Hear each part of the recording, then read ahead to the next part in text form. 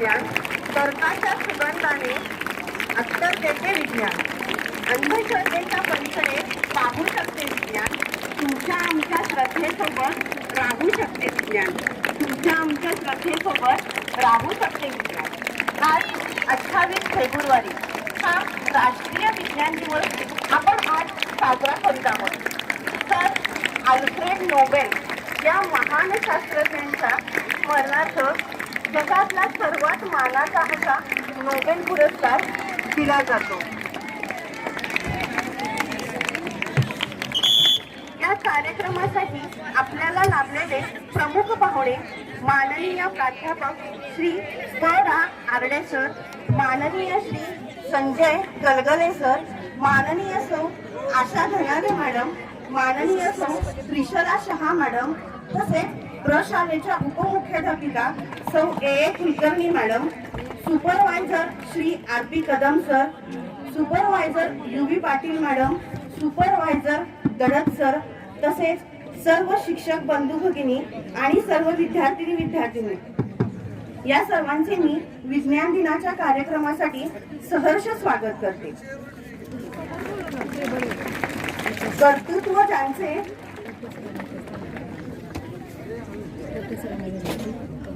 शाळेचे विज्ञानचे शिक्षक, ज्येष्ठ शिक्षक वड्डे सर यांना मी विनंती करते की त्यांनी स्थानपन्न व्हावे.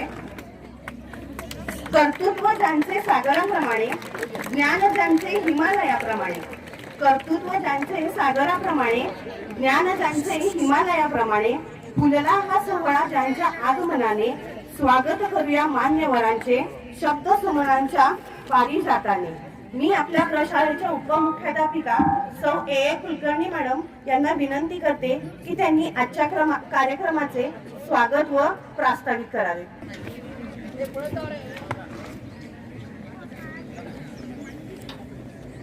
प्रशालेतर्फे इथे उपस्थित असणारे आपल्याला जे आज प्रमुख पाहुणे लाभलेले आहेत, हसत खेळत विज्ञान म्हणजे तुम्हाला तास 2 तास ते कसे इथं खेळवून ठेवणार आहे हे आता तुमच्या लवकरच लक्षात येणार आहे.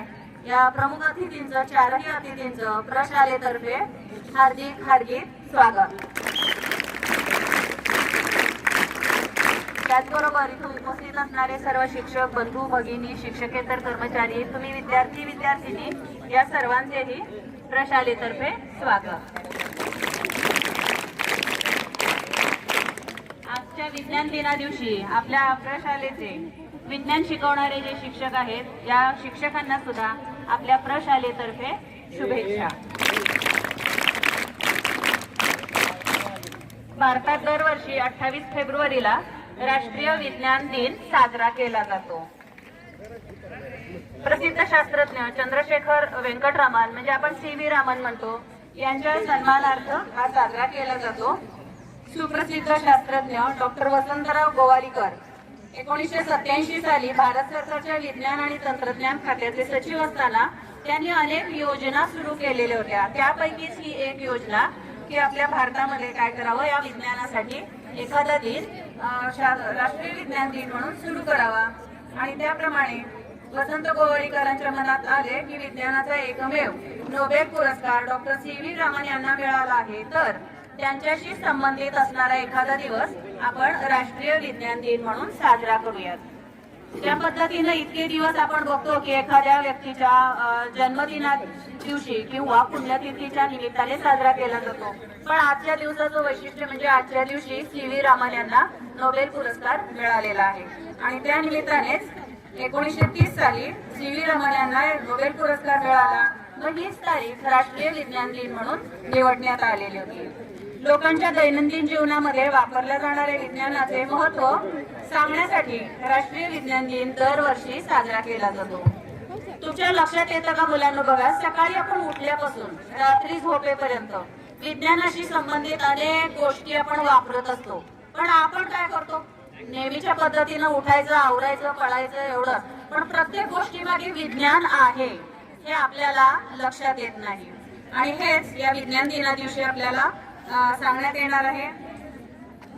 त्याचबरोबर मानवी कल्याणासाठी विज्ञान क्षेत्रामध्ये सर्वच गोष्टींमध्ये जी काही प्रयत्न आहेत, कृत्य आहेत, प्रदर्शित करणं आहे, या सर्व विषयांवर चर्चा करण्यासाठी आणि विज्ञान क्षेत्रात विकासासाठी नवीन तंत्रज्ञानाची अंमलबजावणी करण्यासाठी त्यामुळे अगदी हलक्या फुलक्या शब्दांमध्ये, हलक्या फुलक्या भाषेमध्ये आजचे हे आपले अतिथी तुमच्याशी संपर्क साधणार आहेत. म्हणजे इतर व्याख्यानं जशी असतात की वक्ते इकडे उभे असतात स्टेजवर, तुम्ही फक्त ऐकत असता, पण आज तसं नाहीये. तुमच्या लक्षात आलं असेल, तुमची बैठक व्यवस्था सुद्धा आज वेगळी केलेली आहे. येते का लक्षात? बघा. आणि त्यामुळं हे सगळे प्रमुख पाहुणे जे आहेत ते बोलता बोलता तुमच्याशी डायरेक्ट तुमच्यामध्ये येऊन संपर्क साधणार आहेत, डायरेक्ट विद्यार्थ्यांशी संपर्क साधणार आहेत. आणि त्यामुळं तुम्हाला आजचा हा दिवस राष्ट्रीय विज्ञान दिन नेहमीच लक्षात राहील असं मला वाटतं, कारण वेगवेगळ्या गोष्टी सुद्धा तुम्हाला ते सांगणार आहेत विज्ञानाशी संबंधित. आणि एवढं बोलून मी माझं स्वागत आणि प्रास्ताविक थांबवते. धन्यवाद. धन्यवाद मॅडम. लक्षावधी वर्षांनी एखादा सूर्य निर्माण होतो, कित्येक कळप शोधल्यावर कस्तुरी मृग सापडतो, हजारो शिंपले उघडल्यावर एखादा मोती दिसतो, अतिथी देवो भव या उक्तीनुसार आजच्या आपल्या कार्यक्रमाला लाभलेले प्रमुख पाहुण्यांचा सत्कार संपन्न होत आहे. मी व्यासपीठावरील मान्यवरांना विनंती करते की त्यांनी प्रमुख पाहुण्यांचा सत्कार करावा. माननीय प्राध्यापक श्री प.रा. आरडे सर यांचा सत्कार आपल्या प्रशालेच्या उपमुख्याध्यापिका सौ ए. कुलकर्णी मॅडम यांनी करावा अशी मी त्यांना विनंती करते.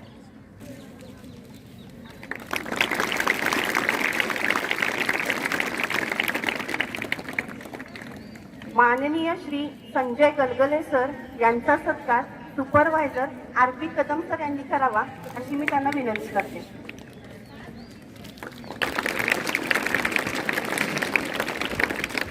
माननीय सौ आशा धनाले मॅडम यांचा सत्कार सुपरवायझर यू.व्ही. पाटील मॅडम यांनी करावा असे मी त्यांना विनंती करते.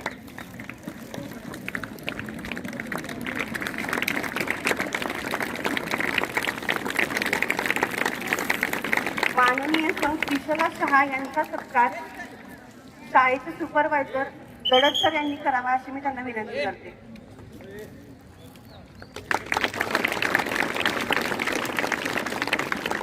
व्यासपीठावरील उपस्थित मान्यवरांचा सत्कार नांगरे सर यांनी करावा अशी मी त्यांना विनंती करते.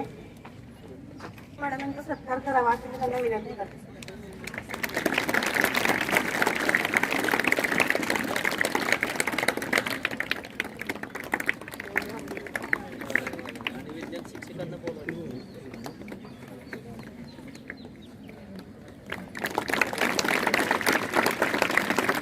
सोनेरी पहाट, चांगल्या माणसांची संगत आणि यशस्वी व्यक्तींचे मार्गदर्शन आपल्या जीवनात निश्चितच प्रेरणादायी बदल घडवू शकते. म्हणूनच जीवनात जर चांगली आणि यशस्वी माणसे भेटली तर त्यांच्याकडून प्रेरणा घ्यावी. यानंतर आपल्या प्रशालेतील ज्येष्ठ विज्ञान शिक्षक श्री वट्या सर यांचा सत्कार आपल्या प्रशालेच्या उपमुख्याध्यापिका सौ ए. कुलकर्णी मॅडम यांनी करावा अशी मी त्यांना विनंती करते. आमचा सत्कार इथे संपन्न होत आहे. सौ Jayesh Thackeray madam, Shri K. Mali sir, Shri A. B. Gudmani sir, S. N. Patil sir या आणि सर्व विज्ञान शिक्षकांनी इथं उपस्थित राहायचं. आणि मी प्रमुख पाहुण्यांना विनंती करते की त्यांनी प्रशालेतील सर्व विज्ञान शिक्षकांचा गुलाब पुष्प देऊन सत्कार करावा. प्रथम Thackeray madam, K. Mali sir, A. B. Gudmani sir, S. N. Patil sir, K. C. Madke sir, Saundarya sir, सौ पी. जे. पाटील मॅडम, सौ एस. पी. खजुरे मॅडम हे सर्व आपल्या प्रशालेतील विज्ञान विषयांचे शिक्षक आहेत. प्रमुख पाहुण्यांच्या हस्ते या सर्वांचा सत्कार संपन्न होत आहे.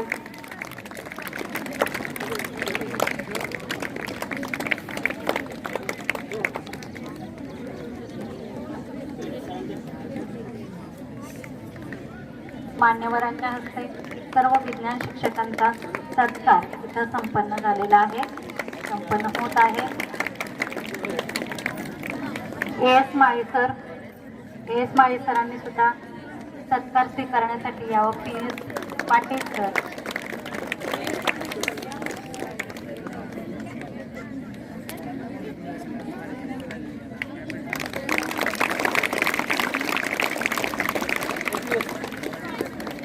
S Mali sir, Khobre sir,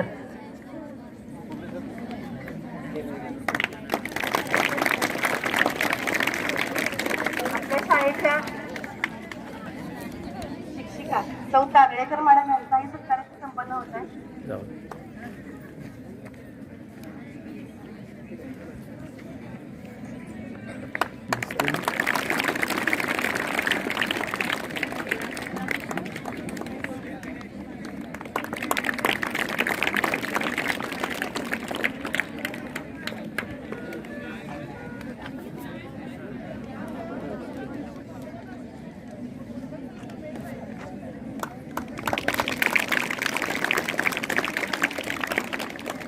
डोंगर कपाऱ्यात वाढणाऱ्या गवताला गरज असते ती पाण्याची. डोंगर कपाऱ्यात वाढणाऱ्या गवताला गरज असते ती पाण्याची. बोलके करण्यासाठी हवे असते संभाषण. आधारासाठी हवे असते ते आश्वासन. योग्य दिशा मिळण्यासाठी हवे असते मार्गदर्शन. यानंतर मी प्रमुख पाहुण्यांना विनंती करते की त्यांनी आमच्या विद्यार्थ्यांना हसत खेळत विज्ञान या प्रयोग दाखवावे व मार्गदर्शन करावे. आजच्या विज्ञान दिनाच्या कार्यक्रमासाठी माननीय श्री सर हे इथं उपस्थित राहिलेले आहेत. त्यांचंही सहर्ष स्वागत. ते APJ अब्दुल कलाम फाउंडेशनचे समन्वयक आहेत. शेतकरी सरांचं स्वागत. गुलाब पुष्प देऊन प्रशालेच्या उपमुख्याध्यापिका सौ ए कुलकर्णी मॅडम यांनी करावं अशी मी त्यांना विनंती करते. शेतकरी सर. भारतामध्ये विज्ञान तंत्रज्ञानाचा पहिला यशस्वी प्रयोग या पलूस आणि टेंबस्करवाडी परिसरातील महाराणावर टेंबस्करांनी केला. त्या भूमीमध्ये आम्ही विज्ञानाचं गुणगान गाण्यासाठी आलो आहोत याचा आम्हाला अत्यंत आनंद होतो आहे. केवळ विज्ञान आणि तंत्रज्ञान या क्षेत्रातच किर्लोस्कर आणि त्यांचा परिवार यांनी कार्य केलं असं नाही, तर मनोहर आणि किर्लोस्कर नावाची जी दोन मासिकं किर्लोस्करांनी सुरू केलेली होती त्या मासिकामध्ये सतत कित्येक वर्ष भारतात आणि महाराष्ट्रात चालणाऱ्या बुवाबाजीवर प्रहार होत होते. बुवाबाजीच्या विरोधात आघाडी उघडणारं किर्लोस्कर हे महाराष्ट्रातलं पहिलं मासिक, याचाही आम्हाला अभिमान वाटतो. या शाळेतील शिक्षक मलमे सर यांनी आमच्याशी संपर्क साधला आणि या शाळेची सर्व यंत्रणा आणि प्रशासन यांनी आम्हाला या ठिकाणी सातत्यानं बोलवलं. त्याबद्दल मारुतराव शिरतोडे, मलमे सर आणि शाळेचे प्रशासन यंत्रणा कुलकर्णी मॅडम आणि इतर सगळे यांचे मी मनपूर्वक आभार मानतो. मुलांनो, एक सूचना अशी देतो की तुम्हाला आम्ही खूप फसवणार आहे आणि हसवत असताना आपण कसं फसायचं नाही हे शिकवणार आहोत. हसवणूक आणि फसवणूक एक लक्षात ठेवा की आम्ही ज्यावेळी तुम्हाला हसवणार आहोत त्यावेळेला मनमुराद हसा, पण ज्यावेळी आम्ही काही तुम्हाला महत्वाचं सांगणार आहोत त्यावेळी हसतं एकदम थांबवायचं आणि लक्ष देऊन ऐकायचं. एवढं पत्ते पाळायचं. करूया सुरुवात कार्यक्रमाला. तुमच्यासारखाच एक पोरगं, त्याचं नाव बाळ्या, गुरुजी वर्गात शिकवत होते. त्यांनी गणित घातलं मुलांना. मुलांनो करा गणित. कुठलं गणित घातलं? एका हौदात 15 बादल्या पाणी ओतलं, त्यातलं 7 बादल्या पाणी वाहून गेलं. पाणी वाहून गेलं, हौदात किती पाणी शिल्लक राहिलं? थांबा जरा. सगळे आपली मुलं, प्राथमिक शाळेतली मुलं पाठी काढली, पेन्सिल काढली, सुरू झाला त्यांचा 15 - 7. कोपऱ्यातला बाळ्या काही गणित करेल. मुलींचं मित्राच्या अशा पाठीवर काहीतरी रेगोट्या ओढत होता. बाळ्या उठला. अरे गणित का करत नाही? गुरुजी शंका, आम्ही तुम्हाला शंकेतून बनवणार आहोत. शंका विचारल्या पाहिजे. तर विज्ञान कळतं. गुरुजी शंका, काय शंका? तुम्ही काय म्हणाल आता? 15 बादल्या पाणी ओतलं हो, 7 बादल्या पाणी वाहून गेलं हो, पाणी वाहून झालं.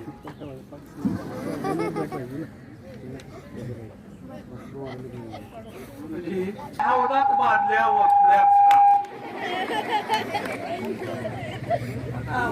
आणि 10 लागली वरून आई बादल्या होत्या, असं कधी असतं का? मग तो बाळाचा प्रश्न बरोबर होता की नाही? हा थोडासा खोडकरपणा मी तुम्हाला सांगतोय, पण हा खोडकरपणा जीवनामध्ये विज्ञान शिकतानाही आवश्यक असतो. आपण प्रश्न विचारले पाहिजे, शंका उपस्थित केल्या पाहिजेत. असंच का, तसंच का, नाना प्रकारचे प्रश्न आपल्या मनामध्ये निर्माण केले पाहिजे. आणि या प्रश्नांची उत्तरं शोधता शोधता आपल्याला विज्ञान समजतं. तर असं हे विज्ञान आपण समजून घेण्यासाठी या ठिकाणी या विज्ञान दिनी हा कार्यक्रम करतो आहोत. आपण आता प्रत्यक्ष हसत खेळत विज्ञान या कार्यक्रमाला सुरुवात करूया. ठीक आहे.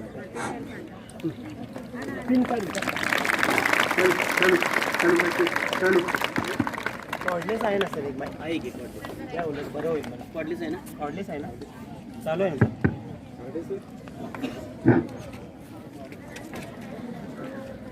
तुम्हाला माहिती आहे की आज राष्ट्रीय विज्ञान दिन आहे, बरोबर? सर सी.व्ही. रामन यांना आपल्या संशोधनाबद्दल नोबेल पारितोषिक मिळालं. त्यांच्या स्मरणार्थ हा आजचा दिवस राष्ट्रीय विज्ञान दिन म्हणून साजरा केला जातो. परंतु तुम्हाला माहित आहे का, त्यांनी असं कोणतं संशोधन लावलं होतं ज्यामुळे त्यांना नोबेल पारितोषिक मिळालं?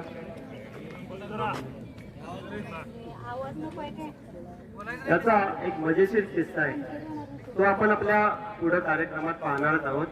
तर सर सी.व्ही. रामन यांनी जो रामन इफेक्ट नावाचा शोध लावला त्याची माहिती आपण आता पुढे घेऊया.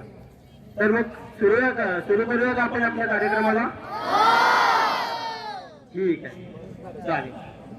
प्रत्येक कार्यक्रमाची सुरुवात माहिती आहे, प्रत्येक कार्यक्रमाची सुरुवात ही आपण दीप प्रज्वलनाने करत असतो, हो की नाही?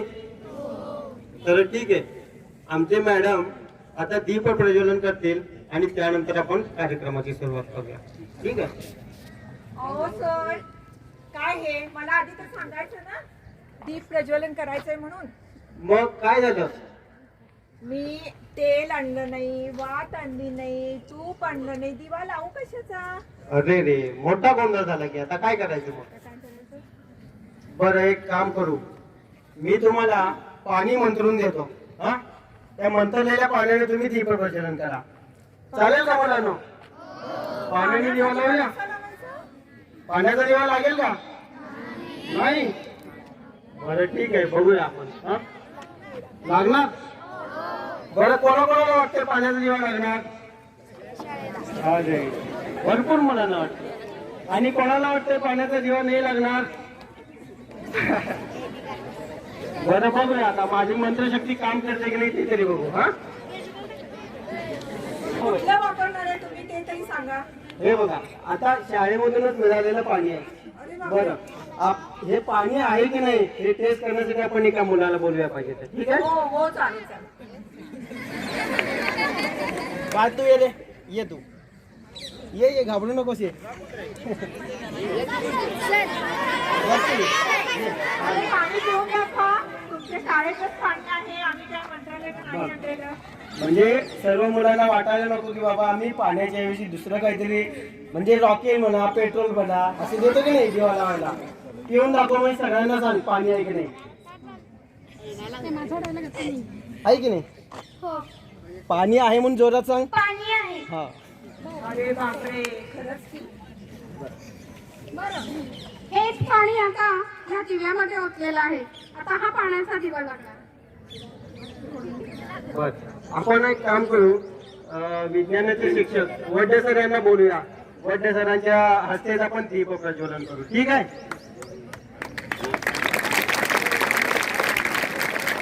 बघूया पाण्याचा दिवा लागतोय की नाही. अरे वा वा वा वा, लागला पाण्याचा दिवा. म्हणजे माझी मंत्रशक्ती काम केली की नाही? आहे की नाही माझ्याकडे मंत्रशक्ती? नाही.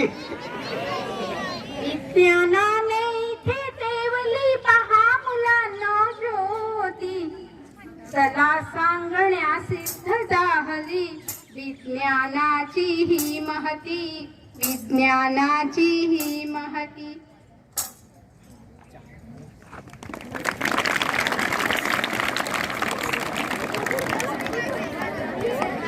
ठीक आहे, कार्यक्रमाला सुरुवात करायला हरकत नाही, बरोबर? मुलांनो, खरं तर ही घटना आहे 1921 सालची. एकदा सर CV रामन बोटीतून इंग्लंडला निघाले होते. बोट भूमध्य समुद्रातून जात होते. रामन बोटीच्या डेकवर बसले होते. ते सभोवताली पाहत होते. अचानक त्यांचं लक्ष आकाशाकडे गेलं. आकाश अगदी निळा शार रंगाचं दिसत होतं. ते पाहून रामनला एक प्रश्न पडला की आकाशाचा रंग निळाच का? ते विचार करत बसले होते. मग विचार करता करता परत त्यांचं लक्ष सभोवताली असणाऱ्या समुद्राच्या पाण्याकडे गेलं. पाहता तर समुद्राचं पाणी सुद्धा अगदी निळं शार असं दिसत होतं. ते पाहून मग रामनला दुसरा प्रश्न पडला की समुद्राच्या पाण्याचा निळा रंग हा आकाशाच्या परावर्तनामुळे असेल की आणखी कशामुळे असेल बरं? हा? आपण कोण? मी शंका. शंका? बरं, आलात कुठून? चौकस नगरीतून. रत्नागिरी? हो. आता हे कुठलं ठिकाण? चौकस नगरीच्या कुतूहलाच्या वाटेवर माझं घर आहे. बर. त्याचं नाव आहे प्रश्न. प्रश्न? हो. अहो किती प्रश्न विचारताय? मी एवढं लांबून आले, माझ्या खाण्यापिण्याचं काही विचारताय की नाही? अरे हो, आपल्याकडे मुळात पाहुण्यांची सरबराई करायची पद्धत आहे, हो की नाही? हो. बरं, शंकाबाई, काय खाता तुम्ही? मी जिज्ञासा आवडीनं खाते. हे? जिज्ञासा. जिज्ञासा? हो. अहो शंकाबाई, आमची मुलं चकली खातात कुरुम कुरुम, लाडू खातात, हो की नाही मुलांनो? आणि शंकाबाईंना नाव विचारलं तर सांगतात शंका. आलात कुठून? चौकस नगरी. आणि खातात का विचारलं तर फारच वेगळं, जिज्ञासा म्हणे. शंकाबाई, फारच वेगळ्या आहात बुवा तुम्ही तर. नाही हो, हा? मी काही वेगळी वगैरे नाहीये. मी पण तुमच्यासारखीच आहे. बर. पण एक फरक आहे हो. काय? मी कधी झोपतच नाही. हा? तुम्ही झोपता तेव्हा सुद्धा मी जागी असते. जिज्ञासा खाते ना. बर. हा. ज्ञानरावांचा निरोप आला. आता हे जानराव कोण? आणि आधी ह्यांचंच नाव कळेल ना, ते जानराव कोण? ईशा. हा? त्यात काय आता एवढं लाजायचं? अहो तुम्हाला कळतच नाही. हम्म. जानराव नव्हे हो, ज्ञानराव. ज्ञानराव जानराव. बर. म्हणजे ते आमचे हे हो. अहो ते आमचे कारभारी आणि मी त्यांची कारभारी. बर. त्यांचा निरोप आला की महाराष्ट्रात अनिसा नावाची संघटना लोक हो डोके चालवा ही चळवळ राबवते आहे. हो तर. मला सुद्धा आवडतं हो डोके चालवायला. अरे वा. बर. इथे पलूसच्या लकी हायस्कूल आणि ज्युनियर कॉलेजमध्ये आज तुमचा कार्यक्रम आहे याची मला माहिती मिळाली आणि मी लगेच इकडे आले. छान. बरं, माझीच चौकशी करताय. स्वतःचा सुद्धा परिचय द्या की. हो, मी मनोरंजन बोधे. मी मुलांना हसत खेळत विज्ञान शिकवतो बरं. हो का? हो. म्हणजे तुमचे आणि आमचे विचार जमले द्या टाळी. हा. तुम्ही प्रयोग करा, मी बरं. शंका विचारते ठीक. आणि या मुलांच्या वतीने प्रश्न पण विचारते. चालेल.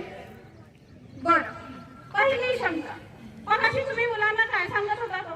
हो, आमची चर्चा झाली होती की जे आपले भारताचे श्रेष्ठ शास्त्रज्ञ होते सर CV रामन, त्यांना इंग्लंडला जाताना बोटीच्या डेकवर बसले होते तेव्हा एक प्रश्न पडला होता की आकाशाचा रंग निळाच का? निळा. हो. अहो अमेरिकन चांद्रवीर जेव्हा चंद्रावर उतरले तेव्हा त्यांना तिथून आकाश चक्क काळा कुट्ट दिसलं आणि इथे म्हणताय तुम्ही निळा. ते कसं काय? अगं शंका, हीच तर निसर्गातील गंमत आहे माहितीये का? निसर्गात अशा अनेक कितीतरी गूढ घटना लपलेल्या आहेत. तुला माहितीये का सकाळी सूर्य उगवतो पूर्वेला तेव्हा क्षितिजावर तो लाल रंगाचा दिसतो. हो, आणि मावळताना सुद्धा तो लालच दिसतो का? अगदी बरोबर. कधी कधी चंद्राला सुंदर असे रंगीत फळे पडलेले दिसते, हो की नाही? हो हो. वादळी वाऱ्यात विजा कडाडत असतात. कधी कधी ही वीज घरांवर सुद्धा पडते बरं. हो, हे मात्र मला चांगलं माहितीये. बस. माझी आजी सांगायची हा. की एखाद्या घरात पापी माणसं राहतात. बस. त्यांचं पाप असं वाढत वाढत गेलं ना की आकाशातली वीज त्याच घरावर पडते. मारू देत ना पापी माणसं, आपल्याला काय करायचं? शंका, तू एवढी शंकेखोर असून तुझ्या आजीचं मत कसं काय बरं स्वीकारलंस? म्हणजे माझी आजी खोटं सांगते असं म्हणायचंय की काय तुम्हाला? शंका, खरं तर तुझ्या आजीचा जो समज होता का नाही तसाच समज युरोपमध्ये ख्रिस्ती धर्मगुरूंचा सुद्धा होता. एखाद्या घरावर जर पाप वाटलं तर त्या घरावर देवबापा विजेचा लोळ पाठवतो असे ते धर्मगुरू मानत. परंतु काय झालं, हे आकाशातील जी वीज तयार होते ती ढगांच्या घर्षणामुळे होते की आणखी कशामुळे तयार होते हे पडताळून पाहण्यासाठी 1752 साली अमेरिकन शास्त्रज्ञ बेंजामिन फ्रँकलिन यांनी खूप मजेशीर प्रयोग केला. त्यांनी काय केलं, प्रचंड अशा वादळी वाऱ्यात विजा कडाडत असताना त्यांनी एक पतंग आकाशामध्ये भिरकवला. त्या पतंगाच्या दोरीला हाताजवळ एक छोटीशी किल्ली बांधली. मग काय झालं, वीज त्या पतंगाच्या दोरीमधून त्या किल्लीपर्यंत पोहोचली आणि किल्लीजवळ एक विजेची ठिणगी पडली. मग हे याच्यावरून त्यांनी एक निष्कर्ष काढला की ढगांच्या घर्षणामुळेच आकाशातील वीज निर्माण होते. आणि मग अशा प्रकारच्या विजेपासून आपल्या घरांचं संरक्षण व्हावं यासाठी त्यांनी विद्युत निवारक बनवले. मग ते युरोपमधील लोक घरांघरांवरती बसवू लागले. परंतु काय झालं, याला ख्रिस्ती धर्मगुरूंनी विरोध दर्शवला. का बरं? कारण त्यांना वाटायचं की अशा प्रकारचे विद्युत निवारक बसवून देवाचा अपमान केलेला आहे. म्हणजे त्यातच एक मोठा अनर्थ घडला. काय झालं, लिस्बन नावाच्या शहरात एक मोठा भूकंप घडला आणि मोठी जीवितहानी झाली. त्यावेळी मग धर्मगुरू चेकाळले. त्यांनी लोकांना सांगायला सुरुवात केली, बघा म्हटले, तुम्ही घरांवरती विद्युत निवारक बसवून देवाच्या आज्ञेचा अपमान केलेला आहे, म्हणून देवाने हा मोठा भूकंप घडवला. बघा बघा, माझी आजी खरंच सांगायची ना. अगं वेडे, पुढे तरी खरं. त्या घटनेनंतर मग युरोपमधील लोक परत संभ्रमात पडले. कोणाचं खरं, शास्त्रज्ञांचं खरं की धर्मगुरूंचं? मग काही काळ असाच मग संभ्रमात गेला. काही वेळा लोकांनी घाबरून घरांवरील विद्युत निवारक काढले सुद्धा. पण पुढे एकदा काय झालं, जर्मनीतील सॅन नॅझारो या ठिकाणी एका मोठ्या चर्चवरतीच वीज पडली. अरे रे, अहो पण चर्च मध्ये माता मेरी, प्रभू येशू असे हो. देव राहतात ना. हो तर. मग देवांच्या घरावर वीज कशी पडली? अगदी बरोबर. लोकांनी पण हीच शंका घेतली की त्या चर्चवरती वीज कशी पडली. खरं तर त्यावेळी काय झालं, जेव्हा त्या चर्चवरती वीज पडली त्या चर्चमध्ये युद्धासाठी वापरण्यात येणाऱ्या दारुगोळ्याचा साठा ठेवला होता. त्या साठाने पेट घेतला आणि चर्चच नव्हे तर आजूबाजूची घरं आणि जवळपास 3000 लोक मृत्युमुखी पडले. आणि या घटनेनंतर मग विचारी लोकांनी परत त्यांच्या मनात शंका निर्माण झाली आणि त्यांनी प्रश्न उपस्थित केला की देवाच्या घरावर वीज पडलीच कशी. हो. आणि मग या घटनेनंतर आकाशातील विजेचा देवाच्या कोपाशी असलेला संबंध पूर्णपणे निकालात निघाला. हो, किती छान माहिती सांगितली तुम्ही. माझ्या आजीला पण त्यावेळेला असं कोणी असायला पाहिजे माहिती सांगायला. पण असू दे, मला सुद्धा ही माहिती आता समजली की पाप पुण्याचा आणि आकाशातून पडणाऱ्या विजेचा काही एक संबंध नाही. अगदी बरोबर. निसर्गातील अशा गूढ अशा वाटणाऱ्या घटनांचा योग्य कार्यकारणभाव समजून घेणे म्हणजेच विज्ञान समजून घेणे. काय शंका? हो, आणि मुलांना जिथं काही समजत नसेल तिथे धीटपणे प्रश्न विचारले पाहिजेत. प्रसंग म्हटला तर प्रयोग केले पाहिजेत, निरीक्षण घेतली पाहिजेत, पडताळे घेतले पाहिजेत. यालाच म्हणतात वैज्ञानिक दृष्टिकोन. आणि हो, आणखी एक, आपल्या घरातले आजी आजोबा किंवा मोठी माणसं यांना विज्ञान माहिती नसेल तर त्यांना ते नम्रपणे समजावून देणे हे आपलं कर्तव्य आहे, नाहीतर माझ्यासारखी गत व्हायची. अगदी बरोबर आहे. विज्ञान वापरताना आपली चौकस बुद्धी सुद्धा वापरली गेली पाहिजे. शंका, तुला अशीच एका चौकस बुद्धी असलेल्या चिंगीची गोष्ट माहित आहे का ग? चिंगी? अरे गोष्ट? हो. नाही, मला माहिती नाही. आणि या मुलांना सुद्धा आवडेल हो ऐकायला, सांगा. नक्की नक्की. छान अशी एक गोष्ट आहे मुलांनो एक होती चिंगी आणि तिचा भाऊ होता गोट्या. गोट्या हसल्यावर तर काय झालं, चिंगी ही अगदी हुशार चुनचुनीत अशी मुलगी होती. काही घडलं, काही घटना घडली तर ती शंका विचारायला कधीच मागे पुढे पाहायची नाही. लोकांची ओळखी करून घेणे, इतरांशी मिळणे मिसळणे हे चिंगीला नेहमी आवडायचं.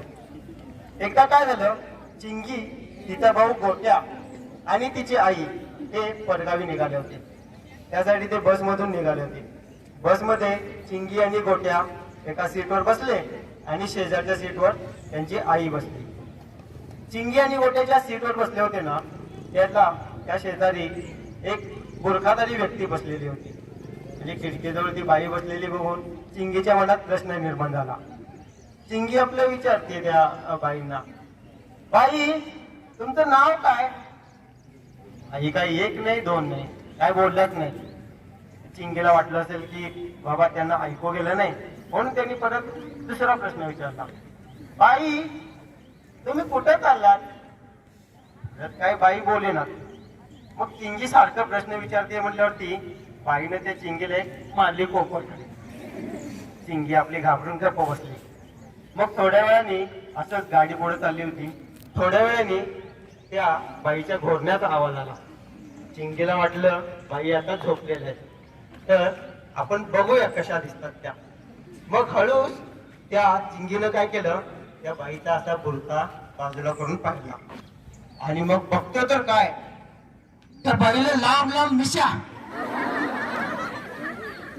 चिंगी आपली बावरली. चिंगी गोट्याकडे गेली. ए गोट्या, गोट्या, अरे त्या बाईला लांब लांब मिशा. गोट्याला काय करायचं सुचेना, त्याला काय कळेना. तो उठून गेला आईकडं. मग आईपाशी म्हटला, आयो चिंगी म्हणते त्या बाईला लांब लांब मिशा. आईनं गोट्याला मारली एक चापटी. का पडली, असं काही नसतं. मग गोट्या परत जाऊन चिंगीजवळ बसला. परंतु चिंगीची आणि गोट्याची काही चुळबुळ थांबेना. काय करावं त्यांना कळेना. आई ऐकायला तयार नाही, त्या बाई तर बोलायला तयार नाही, आणि बाईला मिशा कशा काय असतील. मग असाच संभ्रमात काही पुढं वेळ गेला. मग पुढं एक स्टॉप आला. त्या स्टॉपवरती खाली पोलीस काका उभे होते. मग चिंगी आणि गोट्या पळत पळत गेले पोलीस काकांच्याकडं आणि त्यांना सांगितलं, पोलीस काका आमच्या शेजारी एक बाई बसलेले आहेत आणि त्या बाईला लांब लांब मिशा आहे. पोलिसांना संशय आला. त्यांनी परत मग बसमध्ये चढले आणि त्यांनी चौकशी केली. तर चौकशीअंती समजलं की त्या बुरखामध्ये मुळात बाई नव्हतीच. त्या बुरखामध्ये होता बाबा, आणि तो होता एक मोठा दरोडेखोर. तो पुढच्या गावात निघाला होता दरोडा घालण्यासाठी, आणि तो बाबा या चिंगीच्या चौकसपणामुळे पोलिसांना सापडला, पकडला गेला आणि पुढच्या गावात होणारा मोठा अनर्थ टळला. शंकाबाई कुठं आहेत का? फायदा कळाला का शंकाबाई? चौकस बुद्धी वापरल्यावरती कसा फायदा होतो तो? हो, छान झाली गोष्ट, हो. मुलांना पण आवडली. पण मला माहिती कळाली की तुम्ही प्रयोग सुद्धा करता. अगदी तर. मग आता सुरू करणार का? हो, तर प्रयोगासाठीच आलेलो आहोत आपण. बरं, आपण पहिला प्रयोग करूया, ठीक आहे? शंका, मी तुला एक पक्षी देतो. हा पक्षी तुझ्या बोटावर, म्हणजे या पक्षाची चोच तुझ्या बोटावर तोलून दाखव बरं. हो, सोपं आहे अगदी. मी दाखवते ना तोलून. हो हो हो. काय झालं? काहीतरी चुकलं वाटतं. हा.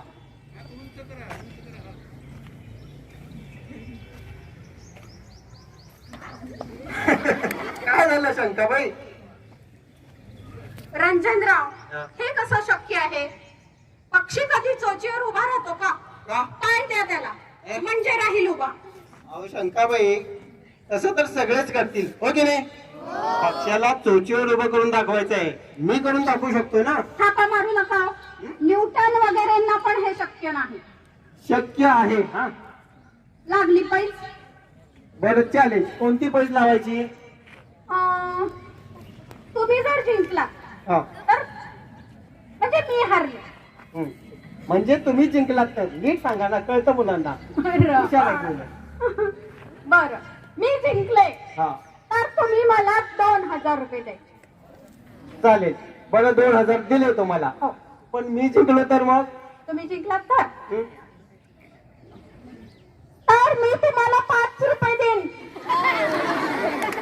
हा? हो. कसे काय 5 रुपये? अहो तुमच्या 2 पेक्षा माझे 5 मोठे आहेत, हो की नाही? वा वा. बघा म्हणजे बुद्धी चालवायला आवडतं त्यांना. हो. बरं ठीक आहे, तुमची बुद्धी पटली मला. कबूल, तुमचे जे चॅलेंज आहे ते कबूल केलं. बरं. ठीक आहे. हो.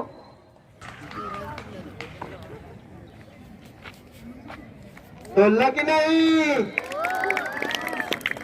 कसं काय? बघा शंकाबाई, कसं काय? ते सांगतो तुम्हाला. खरं तर बर हो दाखवतो. खरं तर मी गेलो होतो हिमालयात. तिथं मी पूर्ण 12 वर्षे एका पायावर उभं राहून तप केलं आणि त्यामुळे मला सिद्धी प्राप्त झाली. आणि मी तो पक्षी एका बोटावरती तोलून धरू शकलो. म्हणजे यासाठी मी मंत्रशक्ती वापरली. बरं मंत्रशक्ती आणि तुम्ही हो. थापा मारू नका हो. नव्हे, हा नव्हे, तुम्ही आता तोललात तो द्या. काय वेगळं आहे? हात होता की नाही मुलांना? बरं, म्हणजे तुम्हाला सुद्धा मंत्रशक्ती मिळाली का? काय नाही, मी मगाशी निरीक्षण केलं होतं. आणि रंजनराव, तुम्ही विज्ञानाचे शिक्षक आणि मला फसवता काय? मगाशी मुलांना तुम्ही पण बघितलं असेल, मगाशी मी जो पक्षी घेतला होता तो नाही तोलता आला, मला खाली पडला. आणि आता हा दुसरा पक्षी मी घेतलाय तो मात्र तोलला गेला.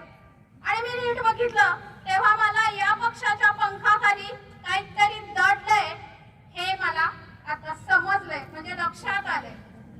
कुणीतरी अशी पटापट गंमत आम्हा सांगेल काय या पंखाखाली दडलंय काय, या पंखाखाली दडलंय काय.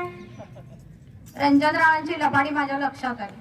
आता या पंखाखाली दडलंय काय हे आपल्याला सांगतील. अगदी सांगतो, परंतु आपण काही मुलांना तो पक्षी तोडून धरायला लावू. ठीक आहे? 1-2 मुलं या. बाकी ये. पटकीन या. बरं, या. अजून बरेच प्रयोगात मुलांना सगळ्यांना संधी मिळणार आहे. सोहम साठी टाळ्या वाजवा.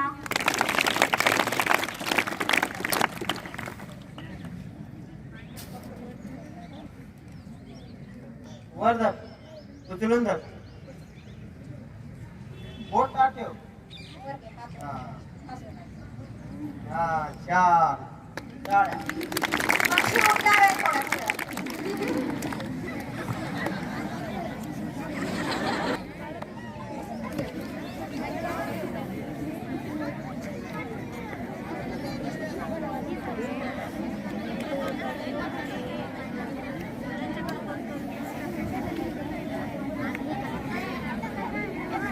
शंका, खरं तर तू दोन्ही पक्षांचं योग्य निरीक्षण केलंस म्हणून तुला या पक्षांमधला फरक कळून आला. हो. मुलांनो, हा पक्षी तोडण्यासाठी मी मंत्रशक्ती लावली हे खरं तर खोटं आहे.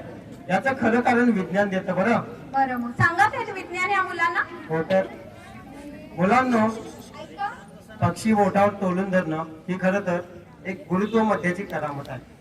कोणती वस्तू तोलली जाऊन स्थिर राहील आणि कोणती वस्तू कोलमडून पडेल हे त्या वस्तूच्या गुरुत्व मध्यावर अवलंबून असतं. वस्तूचे संपूर्ण वजन ज्या बिंदूत एकवटलेले असते ना, त्या बिंदूला त्याचा गुरुत्व मध्य म्हणतात. तिथे त्याचा गुरुत्व मध्य असतो. मग गुरुत्व मध्य असलेल्या ठिकाणी जर टेकू दिला तर ती वस्तू स्थिर राहील. आणि जर टेकू गुरुत्व मध्य नसलेल्या ठिकाणी दिला किंवा गुरुत्व मध्य टेकूच्या बाहेर गेला तर ती वस्तू कोलमडून पडेल. शंकाबाई, ही सगळी विज्ञानाची गंमत आहे. बरं, तुम्हाला समजलं का काय? काही समजलं नाही. आणि या मुलांना सुद्धा काही समजलं असेल असं मला वाटत नाही. थोडं सोपं करून सांगता का? बरं, आणखीन सोपं करूया म्हणून. बरं शंकाबाई, मला एक गोष्ट सांग. तू पाण्याची घागर घेऊन जाणारी बाई पाहिलीस का? बरं, तिची नक्कल करून दाखव बरं. हो का? हा.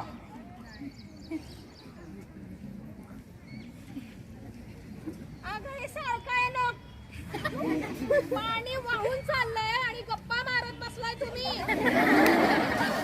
पाण्याचं काहीतरी महत्व कळवून घ्या, समजून घ्या. गप्पा काय मारताय? आता ही घागर मीच घेऊन जाते बघा, भरलेली.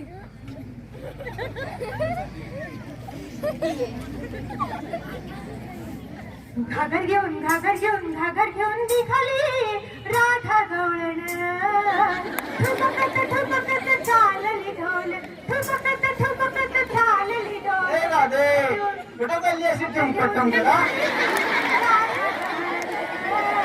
काय वाकून का उभी राहिली हात काय लांब केले दादा एक काम कर तुझा लांब केलेला हात आधी जवळ घे आणि ताट उभी राहा बघू ताट उभी राहू हो आणि जवळ हात घे म्हणजे कसा अशी जी वाकून उभी आहेस ना सरळ हो आधी. हे पण सांगावं लागतं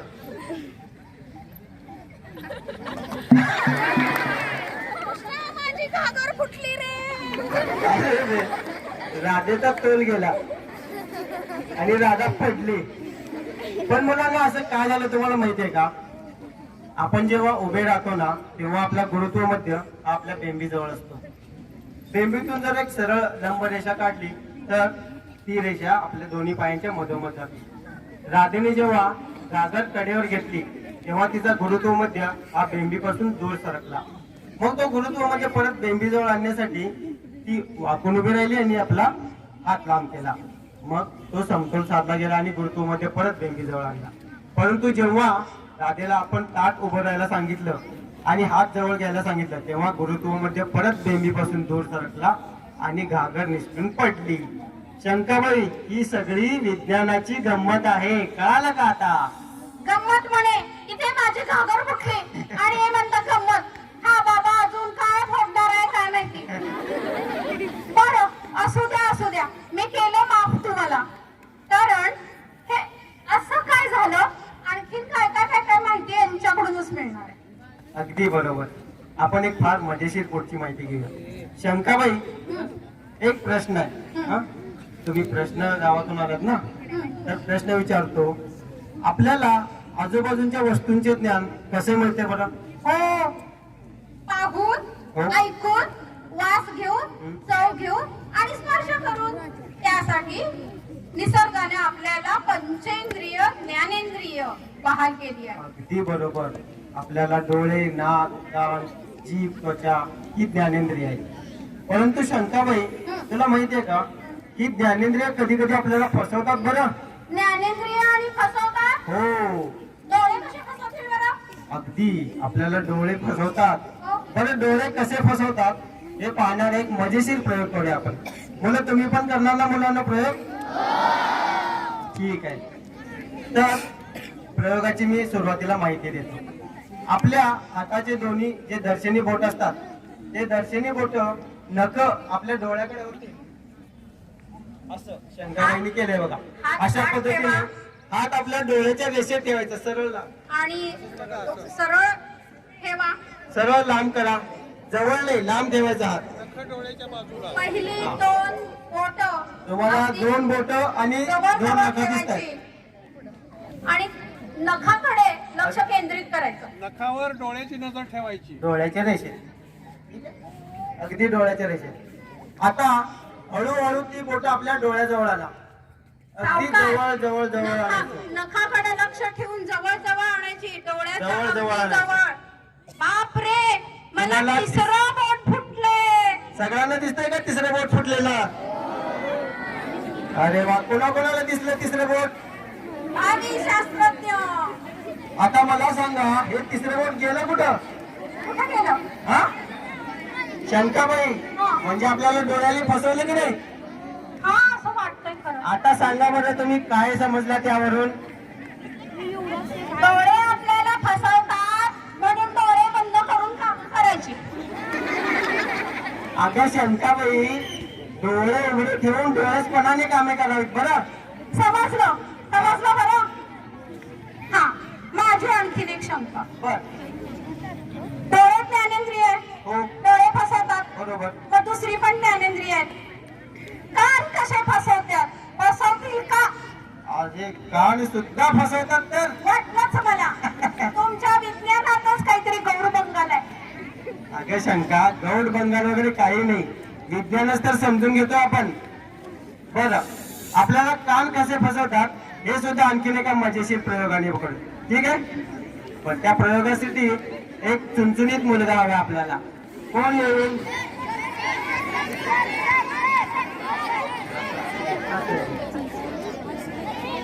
बरं ठीक आहे, आलाय. बरं, ठीक आहे. तू बस. ये.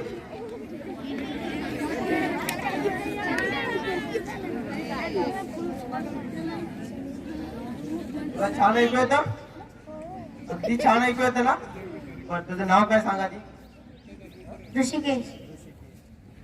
ऋषिकेशसाठी टाळ्या. ऋषिकेश,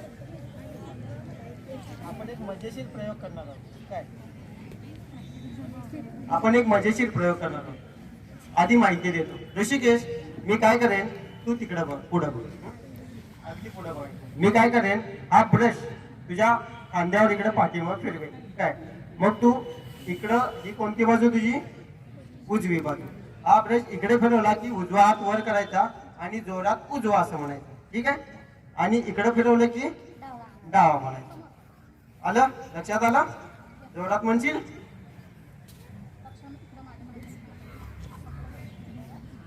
व्यवस्थित आहे का? उजवा, डावा, उजवा, डावा, उजवा, डावा, उजवा, डावा, उजवा.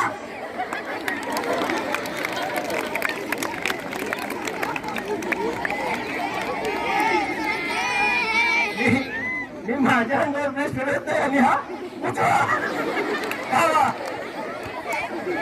बघितलं शंकरबाई, आपल्याला काल कसे ऋषिकेश फसवतात. फसला. आता काय बोध घेतली सांग बघू. कशाचा? काल आपल्याला फसवतात हे कळालं की नाही? आता यावर काय बोध घेतला सांग बघू. मी असा बोध घेतला, आपल्या शरीरात सतत फसवा फसवी चालू असते. तुला जरा बुद्धी कमी आहे का? हा? समजलं? समजलं मला. मला हिडवायची एकही संधी सोडू नका तुम्ही. अगं, मी आता याचा बदला जरूर घे. आता हे बदला वगैरे विज्ञानात बसत नाही बरं. करू दे ते तुमचं विज्ञान. हा? मला तुमच्याशी बोलायचंच नाही मुळे. अगं शंकाबाई, ऐक तरी. रुसून कुठं चालली आता? काय बघतो? काय? काय दिसते?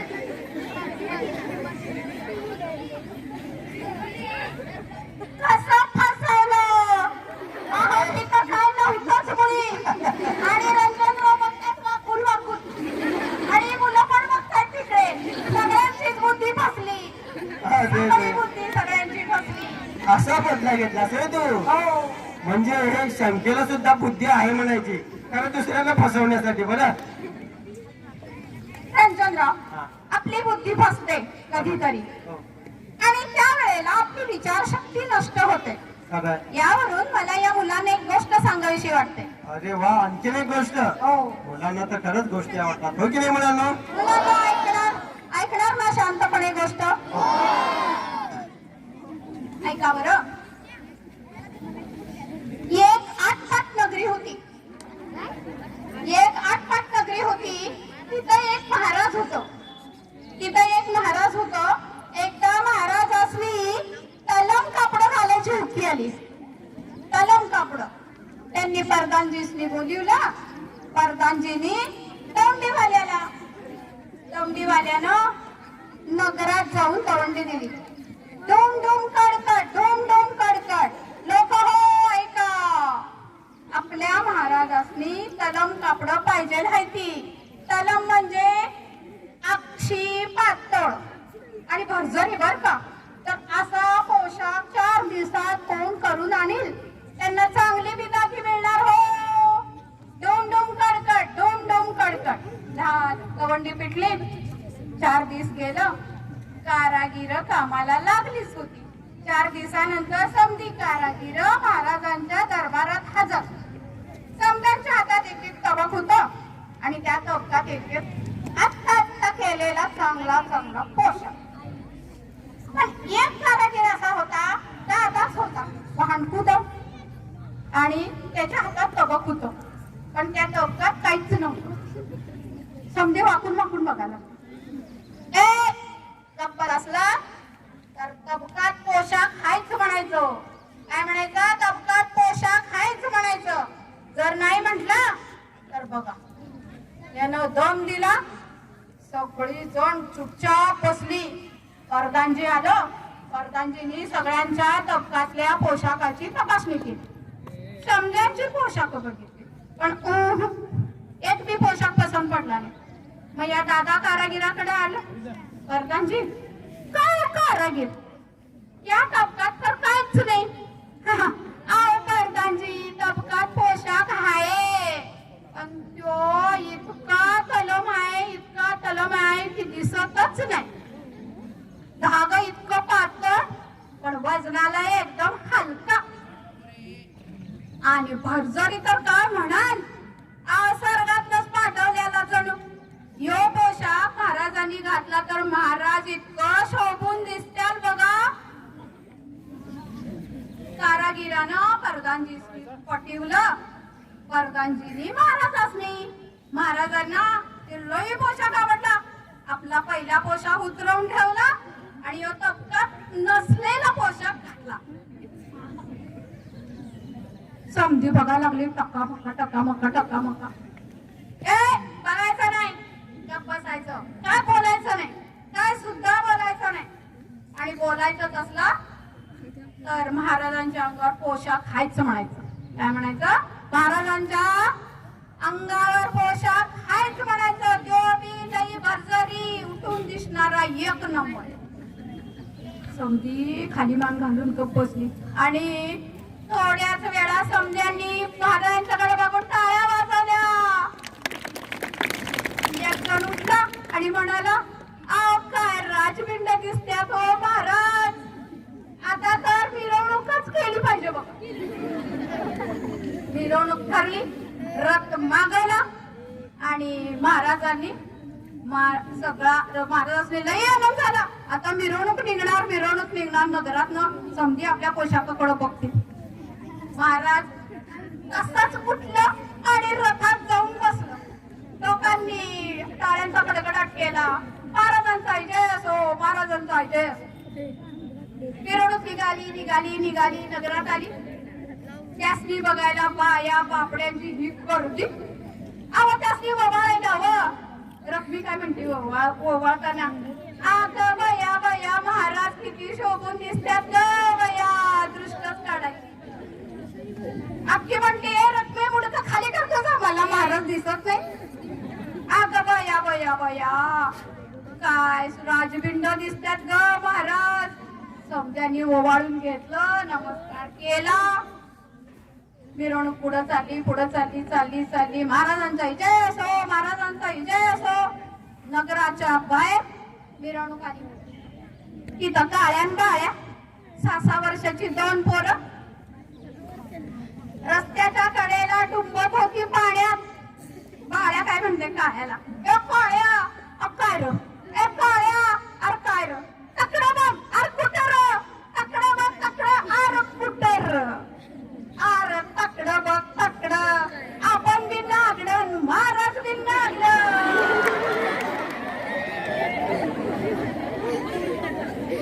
तर या गोष्टीतल्या सगळ्यात लहान असलेल्या 2 मुलांनी काळ्यांनी जे दिसतंय ते धीटपणे सांगितलं.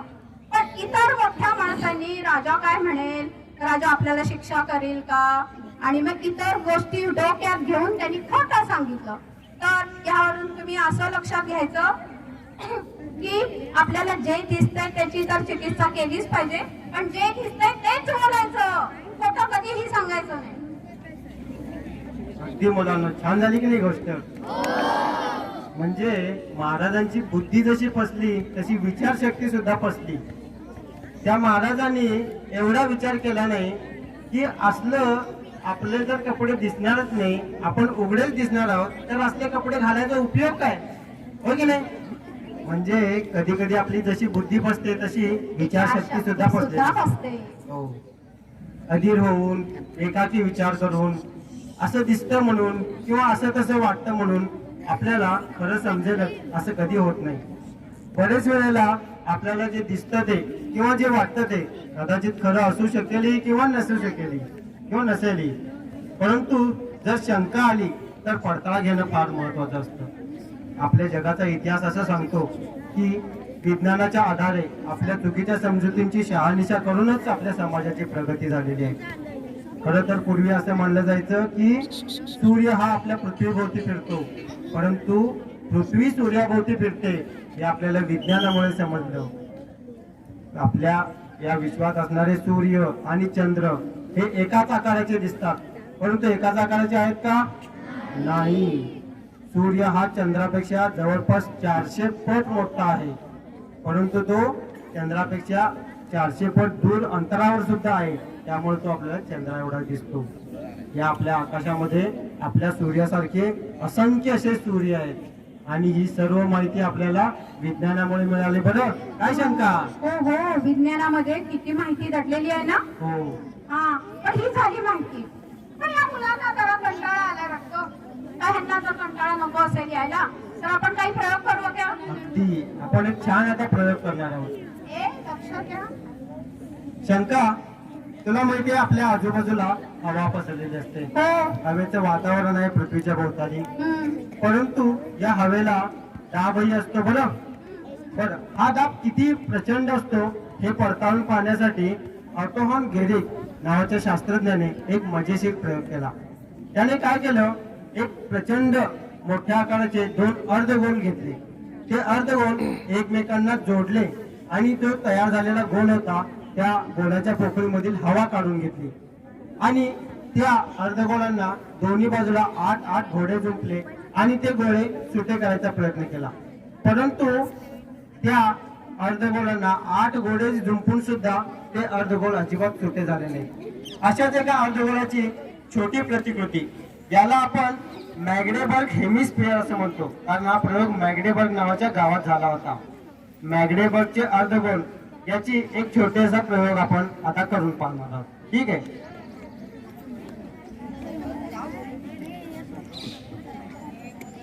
मध्ये हवा असते ती या आधुनिक पंपाद्वारे काढून घेणार आहोत. हा एक विशिष्ट प्रकारचा पंप आहे. आपल्या घरी साधारणपणे जो पंप असतो त्यामध्ये सायकलच्या चाकामध्ये वगैरे हवा भरली जाते, हो की नाही, परंतु या पंपाद्वारे या गोलातील हवा काढून घेतली जाते.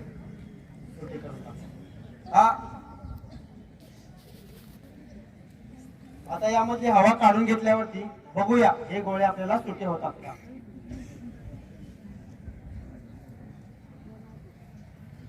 हवा काढून घेतली जात आहे. आता या पोकळीमधली हवा बाहेर पडतीये सगळी. या पंपाद्वारे आपण हवा बाहेर काढून घेतोय.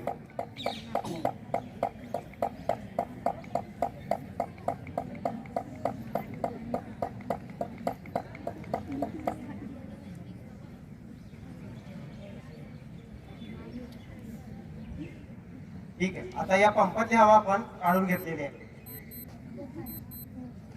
बघूया आता हे गोळे सुटे होतात का.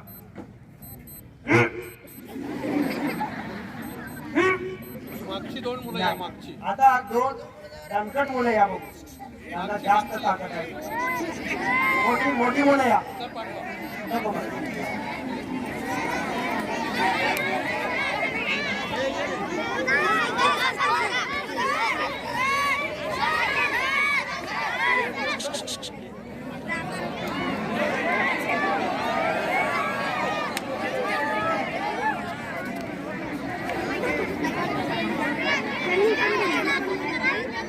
आता बघूया सगळ्यांनी जेवण केले की नाही बघूया, आपल्याला समजेल. हा,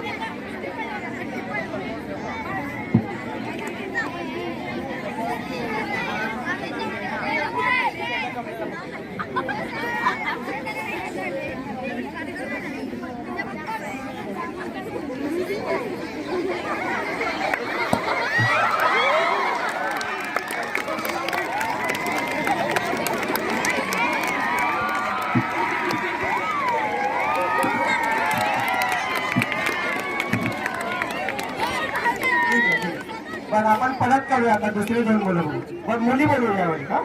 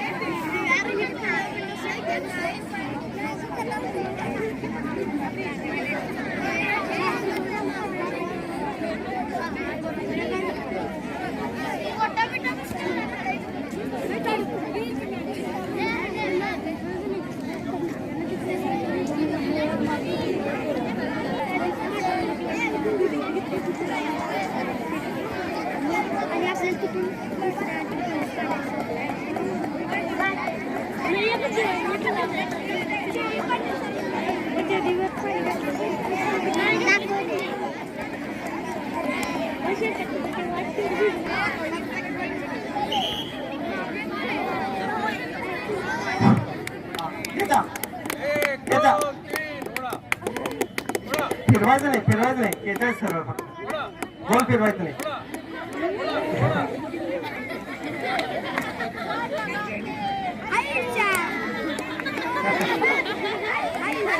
अजून गेला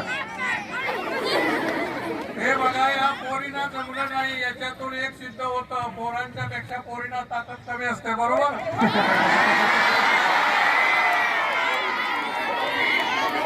बस बस करा.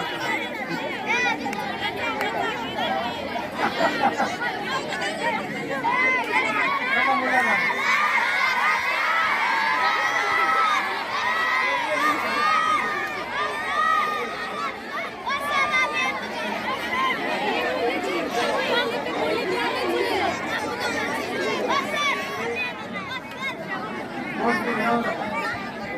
पाठीमागे जरा पाठी.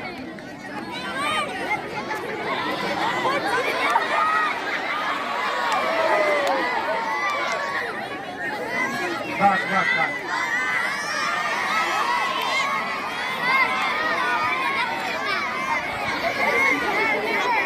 अरे, हळू, हळू, हळू. बस मुलाला अजून पुढे आहे, अजून पुढे पुढे. या प्रयोगातून सुद्धा एक सिद्ध झालंय. काय सिद्ध झालंय? की पोरांची आणि पोरींची ताकद सारखीच असते. मुलाला ऐका ऐका ऐका, अजून पुढे प्रयोग आहे, ऐका. मुलांनो, तुम्ही बघितलं की म्हणजे किती जरी ताकद लावलं तरी हे गोळे सुटे होत नाही.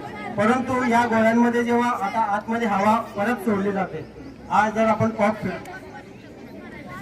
फिरवला ना तर हवा येते बाहेर जाईल. बघा, परत या गोळ्यामध्ये हवा गेली.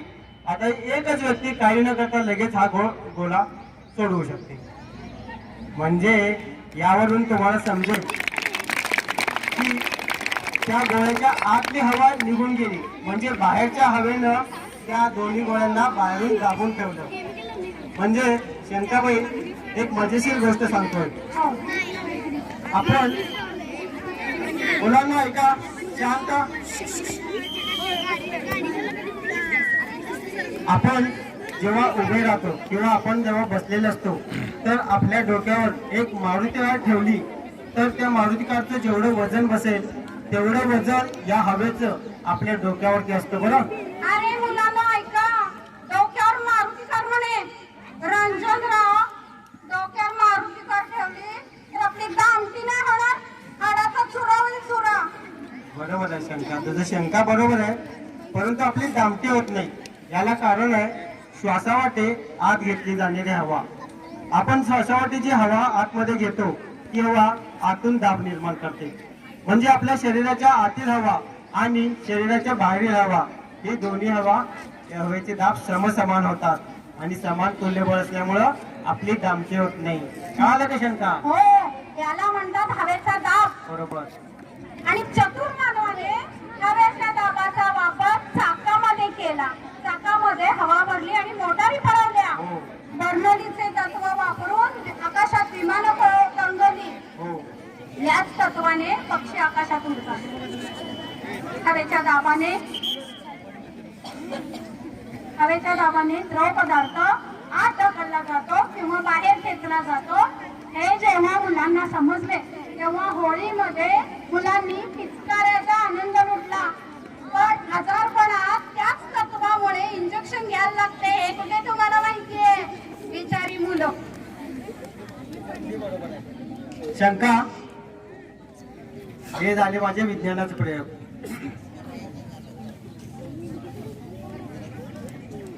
बरं, आता मला सांग, तुला अजून काही शंका आहे का? हो, मला शंका म्हणजे खरं तर या मुलांचीच आहे. मगाशी ऑफिस मध्ये 2 मुलं आलेली. अच्छा. आम्ही अनिसाचे लोक आहोत म्हणून त्यांनी विचारायला सुरुवात केलं की मॅडम, आम्हाला अंधाराची भीती वाटते कारण अंधारात भूत असतात. निर्जन प्रदेशात गावाबाहेर भूत असतात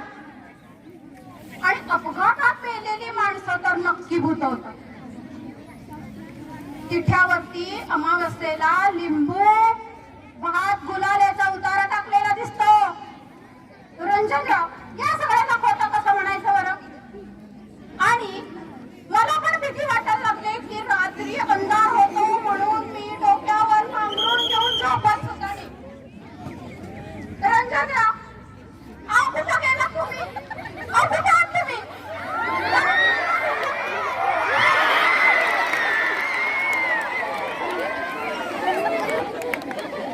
रंजनराव, अहो इथं अंधार असता तर मी बेशुद्धच पडले असते ना हो. ये रंजनराव, घाबरू नकोस. पाहिलंच म्हणालो, काही घाबरण्यासारखं काही नव्हतं, तरी पण शंका घाबरली. या मुलांचं सुद्धा शंकाबाई असंच होत असतं. तुम्ही सुद्धा मुलं अशाच प्रकारे घाबरत असतात. खरं तर घाबरण्यासारखं काहीही नसतं, परंतु आपल्याला भीती वाटत असते. आपल्याला अंधारात दिसणारे आवाज किंवा अंधारातील काल्पनिक दृश्ये हे आपल्या मनाचे भास असतात. एखाद्या अंधाऱ्या खोलीतून जात असताना आपल्याला एक उंच पांढरी वस्तू दिसते, परंतु आपण निर्भयपणे जर जवळ जाऊन त्याचा पडताळा घेतला तर आपल्याला त्या गोष्टीमागचं खरं म्हणजे सत्य काय आहे ते समजतं. एक मजेशीर गोष्ट आहे मुलांनो. माझ्या लहानपणी माझे आजी आजोबा सांगायचे की अमावस्येच्या रात्री भूतांची पालखी मशाल घेऊन निघतीये उंच डोंगरावर. आम्ही ती भूतांची पालखी बघण्यासाठी म्हणून बरेच वेळेला डोंगरावर जायचा प्रयत्न करायचो, परंतु घाबरून आम्हाला अगदी काही कळण्यास व्हायचं आणि निम्म्या वाटेतूनच घाबरून परत यायचो.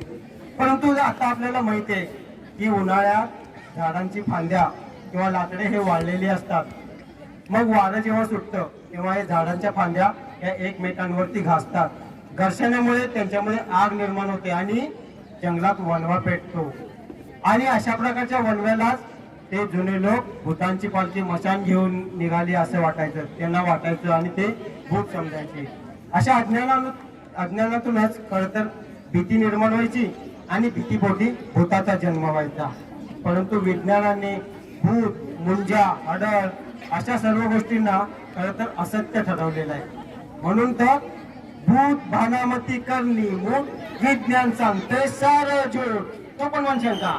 भूत भानामती करणी मूळ विज्ञान सांगते सारं झूट.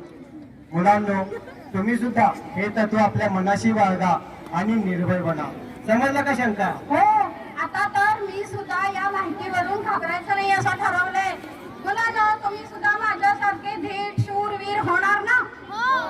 नक्कीच.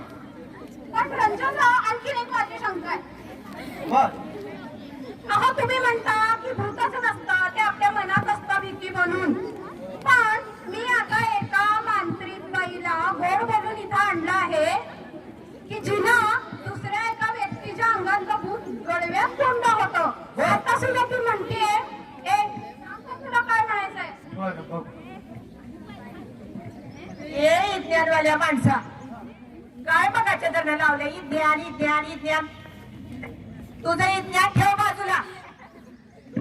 आता मला तर बघा धरणं त्या झाडावर एक भूत दिसायला लागले.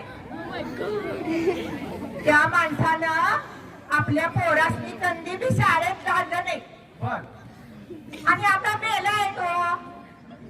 बसलाय तिथं झाडावर. आता त्या भूताला मी कसं गडव्यात कोणती ते बघ आता. झालं का? अहो बाई, मागाशीच तर मुलांना सांगितलं भूत बीत काय नसतं. आणि कुणाला बोलणार आहे तुम्ही त्या गडव्याचा? तुला नाही ठावं, भूत असत या. बर, मी आता त्यात कोंडलं म्हणजे घाबरू नका म्हणजे झालं. बरं, बघू बघू.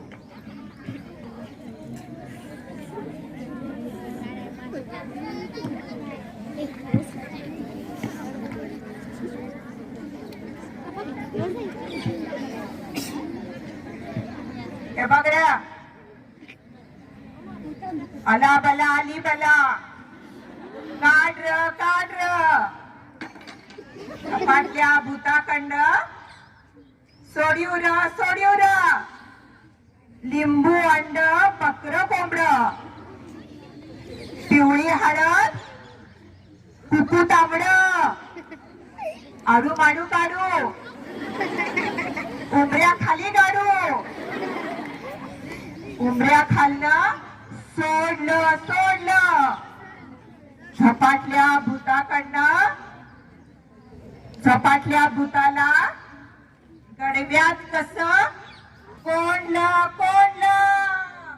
त्या बघितलं, एक कुठे गेला इथला माणूस दिसतंय का आता तिथं भूत? बस झाली तुमची नाटकं. म्हणे गडव्यात भूत कोंडलं म्हणे. बोला ना तुम्हाला समजलं का काय झालं असेल?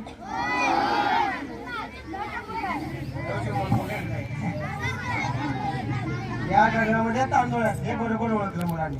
बर नेमकं काय झालं सांगतो मुलांनो. जेव्हा गडव्यात दांडा खोचत असताना त्या मांत्रिक बाई काहीतरी मंत्र पुटपुटत होत्या. त्यावेळी आपल्याला त्या गडव्याकडे लक्ष गेलं नाही. परंतु या गडव्यामध्ये दांडा खोचत असताना त्यांनी जे गडव्यामध्ये तांदूळ होते ते त्या गडव्यातल्या पोकळीमध्ये रेटले गेले. मग रेटल्या गेलेल्या तांदळांनी त्या दांड्याला अगदी खोचल्यावरती घट्ट धरून ठेवलं. म्हणजे आपण एखादा खांब रोवताना तुम्ही पाहिलेला आहे. खांब रोवताना काय होतं, आजूबाजूची माती जेव्हा त्या खांबाला आजूबाजूनी खोचली जाते तेव्हा ती माती त्या खांबाला घट्ट धरून ठेवते आणि खांब आपल्याला काढता येत नाही किंवा तो घट्ट रोवला जातो. अशाच प्रकारचं विज्ञानाचं तत्व या गडव्यामध्ये त्यांनी वापरलं होतं आणि हा दांडा गडव्यामध्ये कोचून त्यांनी भूत कोंडलंय अशा प्रकारचं एक भूल थापलेली होती. आणि हे बोवा बाबा अशा प्रकारचे जे मांत्रिक आहेत ही अशीच विज्ञानाची तत्व वापरून आपल्या गोळ्या बाबड्या जनतेला किंवा गरीब लोकांची आर्थिक लुबाडणूक करत असतात. शांताबाई कळालं का? म्हणजे या बाईला पोलिसांच्याकडे दिलं पाहिजे. बोलवा पोलीस. बरोबर. रंजनराव टाइम प्लीज. आणि काय झालं आता? मला एक शंका पण शेवटचीच हं. शंका बरोबर. हिची शंका म्हणजे माझं विज्ञानच. बरं विचार. हो परवा मी विशाळगडला गेले होते. हा. त्यावेळेला तिथं एक लंगर मला दाखवण्यात आला आणि त्याचा चमत्कार पण म्हणजे दोन अशा मोठ्या कडा होत्या आणि एक छोटी कडी त्याच्या आतमध्ये होती. आता ती छोटी कशी निघायची कशी बरं. पण तिथे नवस करणाऱ्या लोकांना बुवाने बोलावलं आणि त्यांना सांगितलं तुमचा नवस कोणाकोणाचा जर सुफळ होणार असेल तर ही कडी बाहेर निघेल, तुम्हीच काढून दाखवा किंवा मी दाखवा. पण ती कशी निघणार. त्या बुवानं काढून दाखवली. तो चमत्कार मला तेव्हा अगदी पटला. विश्वास ठेवायला लागला. शंकाबाई आता मला असं वाटतं की त्यात पण काहीतरी निघलं आहे बघ. अशीच होती का कधी ती? बरोबर अशीच कडी असाच तो लंगर होता. बरं आपण आधी असं करू. एक 9वीतली मुलगी आहे का हुशार? त्या मुलगी हुशार नाही? बरं या बघू कोणतरी 9वीतली मुलगी मोठी. लवकर या.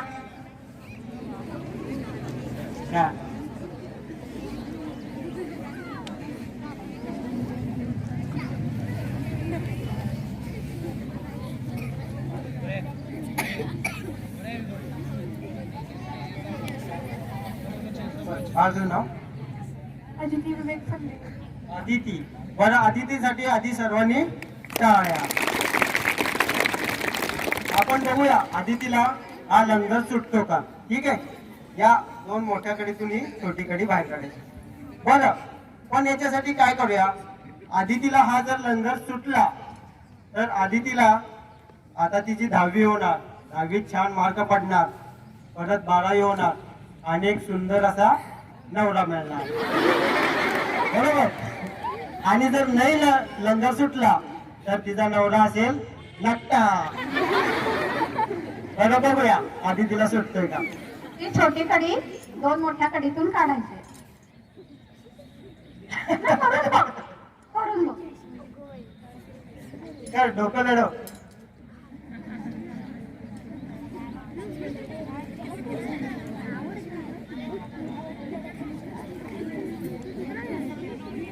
बरं आपण 10 पर्यंत आकडे मोजू.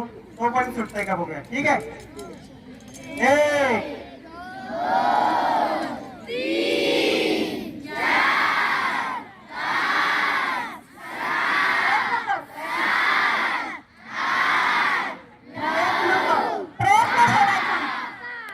9 आणि 10. आदितीनं विज्ञानाकडे लक्ष दिलेलं नाहीये. फक्त पुष्पा पिक्चर बघत बसली.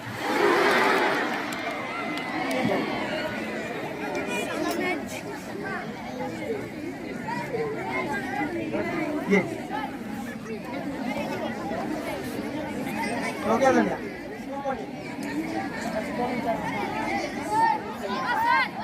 बस बस चला प्रयत्न करा पुढे उभा.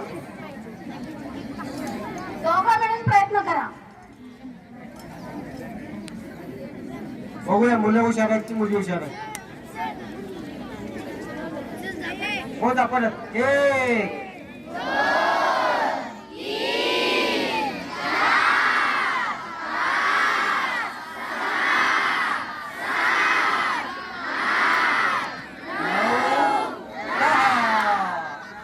नाही यांनी पण विज्ञानाकडे लक्ष दिलं नाही.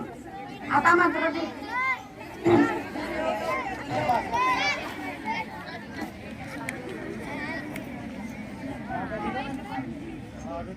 मारुतीसाठी टाळ्या वाजवा सगळ्या.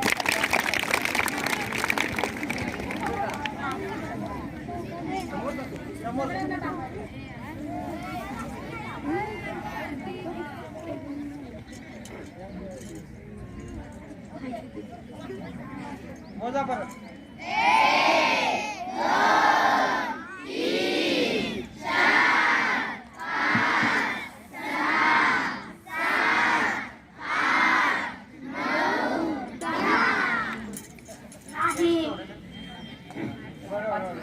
मारुतीनं प्रयत्न केला होता जवळपास त्याला. ये इकडे तुला सांगतोय ये इकडे जवळ ये.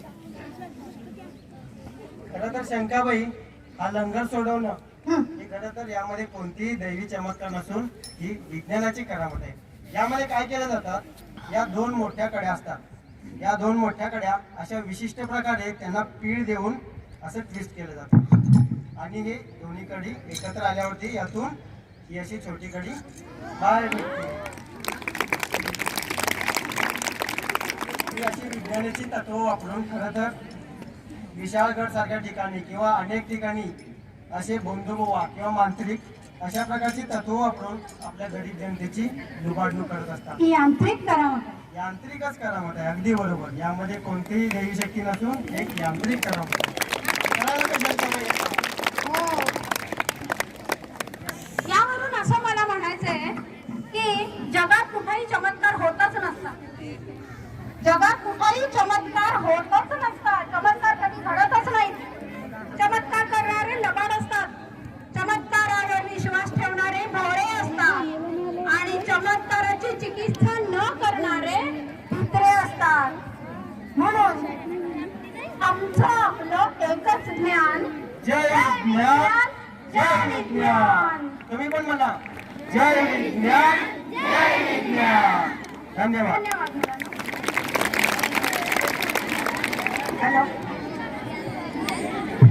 आजच्या विज्ञान दिनाच्या पार्श्वभूमीवर जो कार्यक्रम आम्ही सादर केला तो सादर करण्यासाठी 5 मिनिटं आहेत अजून. आपल्या शाळेतील मुख्याध्यापक, त्यांचे सर्व शिक्षक वर्ग आणि या सर्वांचे मी महाराष्ट्र अंधश्रद्धा निर्मूलन समिती शाखा सांगलीतर्फे आभार मानते. आणि तुम्ही सर्व इतक्या संख्येने बसलेल्या विद्यार्थी, तुम्ही इतकं आम्हाला प्रोत्साहन दिलं, त्यामुळे आम्हाला कार्यक्रम करण्याला मजा पण आली. खूप छान वाटलं तुमच्या शाळेमध्ये कार्यक्रम करून. आणि इतकं ऊन असून सुद्धा तुम्ही बसतात. विज्ञानाची दृष्टी तुमच्याकडे आहे म्हणून हे असेल कदाचित. तर आजच्या कार्यक्रमाची सांगता एका विज्ञानाच्या गाण्याने करीत आहोत.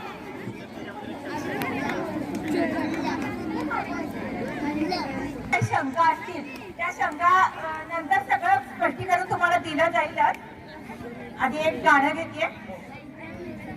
विज्ञानाने माणूस चंद्रावर गेला, माणूस चंद्रावर गेला, परी अंधश्रद्धेतून मुक्त नाही झाला, परी अंधश्रद्धेतून मुक्त नाही झाला.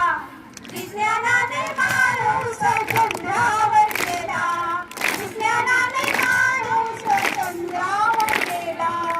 हाती विज्ञान, हाती अंधश्रद्धा,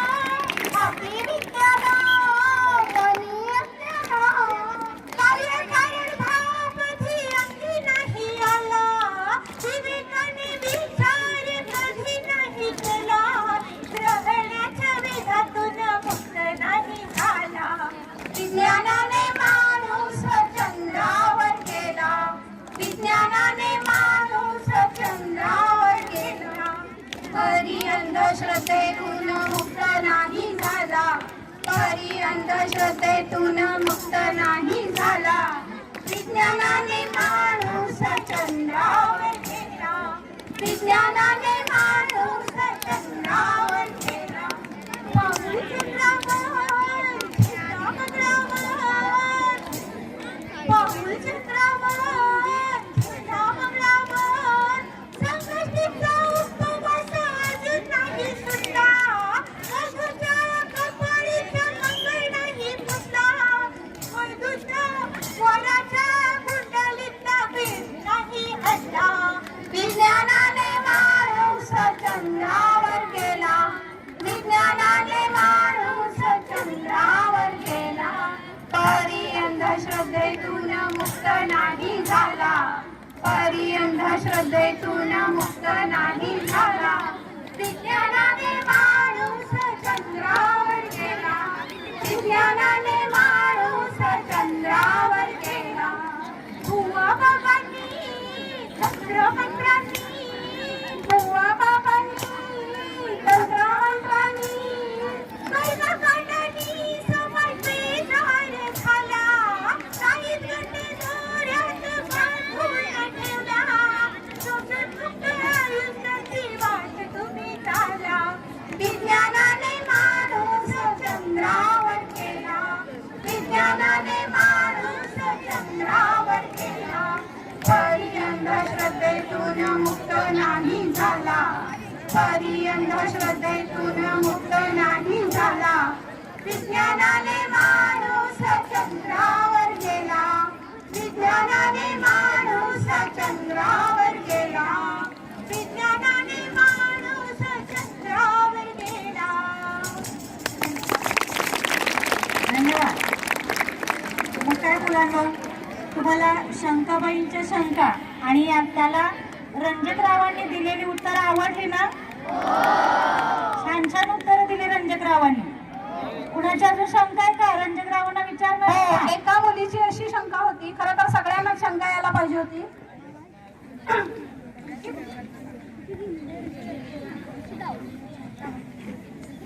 बरं मुलांनो, मगाशी आपण पाण्याचा दिवा पेटलेला पाहिला, बरोबर? एका मुलीने विचारलं कसा काय पाण्याचा दिवा पेटला. या व्यतिरिक्त अजून काय शंका आहेत का तुम्हाला? एकच शंका आहे? बरं, नंतर मी प्रश्न विचारला तर मग तुम्ही उत्तर द्यायला पाहिजे, बरोबर? नाही, आपण असं करूया, पाण्याने दिवा पेटतो असं 50% लोकांनी हात वर केले होते मगाशी. पाण्याने दिवा पेटतो.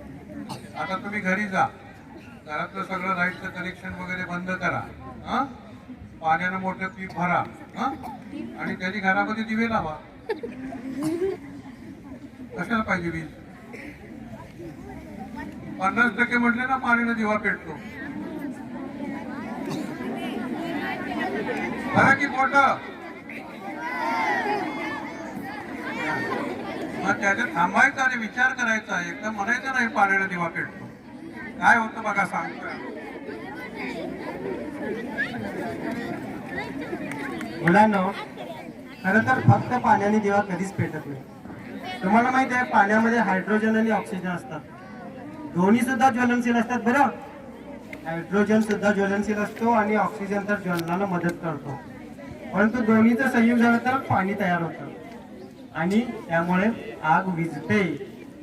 परंतु हा पाण्याचा दिवा जेव्हा आपण पेटवत होतो त्यावेळी त्या पाण्याच्या दिव्यामध्ये कॅल्शियम कार्बाइड नावाचं एक रसायन आहे, ते त्या पाण्यामध्ये घातलं होतं. पाणी आणि कॅल्शियम कार्बाइड या दोन्हीचं संयोग होऊन ॲसिटिलीन नावाचा गॅस तयार झाला. ॲसिटिलीन हा हवेपेक्षा हलका असतो आणि ज्वलनशील असतो. त्यामुळं त्या पाण्यामध्ये रासायनिक अभिक्रिया झाली आणि ॲसिटिलीन गॅस त्या तोटीमधून बाहेर आला. आणि आणखीन एक संयोग झाला तयार, कॅल्शियम सायनामाइड, पण ते पाण्यातच राहिलं कारण ते हलकं नसतं. बरोबर. फक्त ॲसिटिलीन हलका असतो, तो वरती आहे. तो वर आला. आणि हा ज्वलनशील ॲसिटिलीन जेव्हा तिथं काडीपेटी जेव्हा पेटवून लावली तेव्हा तो जळाला आणि पाण्यामुळे आपल्याला दिवा पेटलेला दिसला. हा असे चमत्कार बरेच ठिकाणी बंधुबुवा करत असतात. बरं, आपण याला घाबरायचं नाही आणि याला बळी पडायचं नाही. आपण विज्ञानाच्या आधारे याची माहिती घ्यायची. कळालं का सर्वांना? अजून काय शंका आहे का? बरं, आता एका प्रश्नाचं उत्तर द्या आणि आपण थांबू प्रोग्राम. बोल.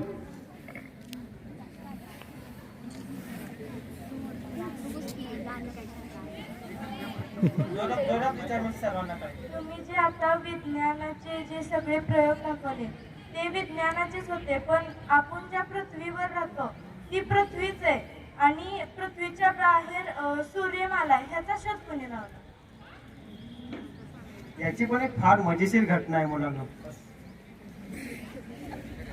गॅलिलिओ कोणाला माहितीये? ऊन होतंय या एका प्रश्नाचं उत्तर देऊन आपण थांबूयात. सुमारे 2500 वर्षापूर्वी ग्रीक कालापासून सूर्य, चंद्र, पृथ्वी, तारे, हवा, पाणी हे कशानं बनलेलं आहे, त्याचं स्वरूप काय आहे, विश्व कसं निर्माण झालं याबद्दल माणसाचं कुतूहल निर्माण झालेलं आहे. पण या प्रश्नाला उत्तर मिळायला सुरुवात केली पहिल्यांदा कोपर्निकस या एका वैज्ञानिकानं. त्यानं गणित करून असं सांगितलं की पृथ्वी सूर्याभोवती फिरते, सूर्य पृथ्वीभोवती फिरत नाही.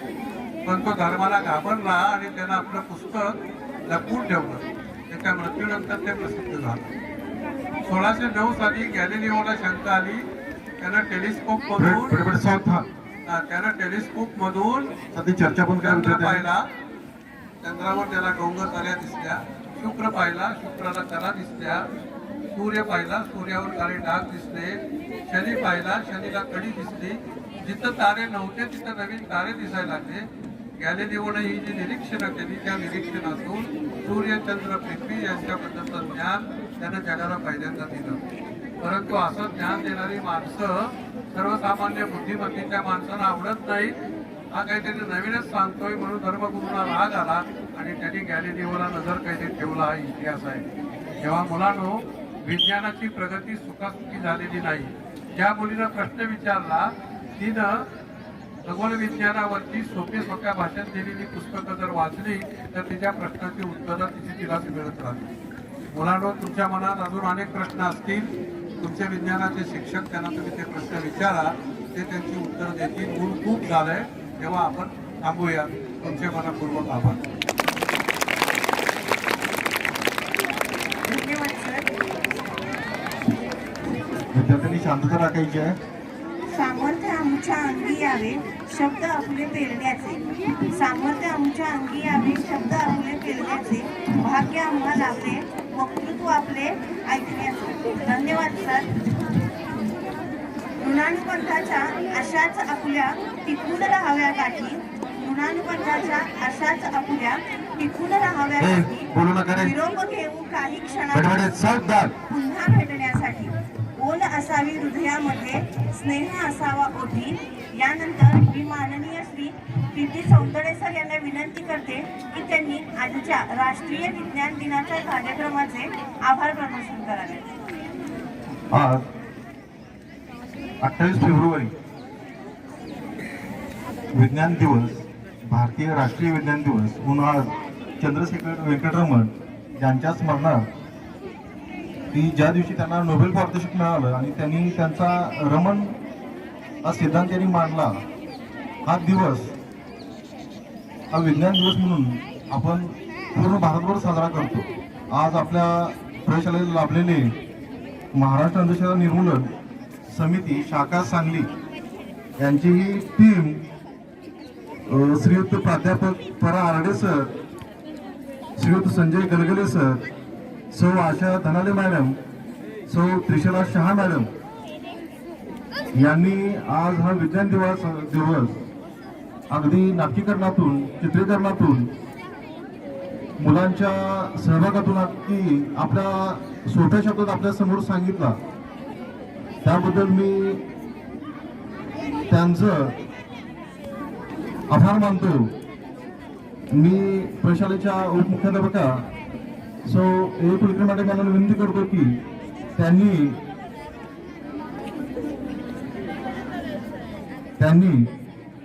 आपल्या प्रयोगशाळेच्या वतीनं एक आभार पत्र त्यांना द्यावं अशी मी विनंती करतो. श्रीयुत प्राध्यापक परा आरडे सर यांनी आमच्या प्रयोगशाळेकडून आभारपत्र स्वीकारायचं आहे. श्रीयुत श्रीमती सौ ए कुलकर्णी मॅडम त्यांना देतील.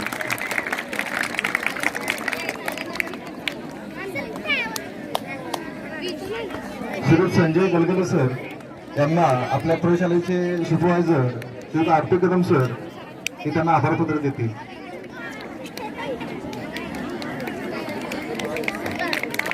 सो अशा धनाले मॅडम यांना आपल्या प्रयोगशाळेच्या सुपरवायझर पटेल मॅडम त्यांना आभारपत्र देतील. सपोर्ट बघते.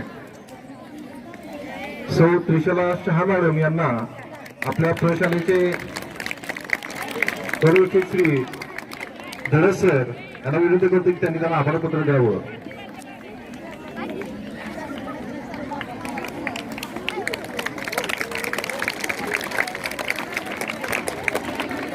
विद्यार्थी मित्रांनो, आज आपला विज्ञान दिवस साजरा झाला. हा विज्ञान दिवस साजरा होण्या पाठीमागे बघा श्रीयुत आपले हेमंत शिंदे सर की आपल्या विज्ञान दिनाच्या रांगोळी स्पर्धा झाल्या त्यासाठी सरांनी भरपूर मदत केलेली आहे. त्याचबरोबर आजचे आपले प्रमुख पाहुणे जे आलेत ते प्रमुख पाहुणे आज आपल्याला इथे उपलब्ध झाले.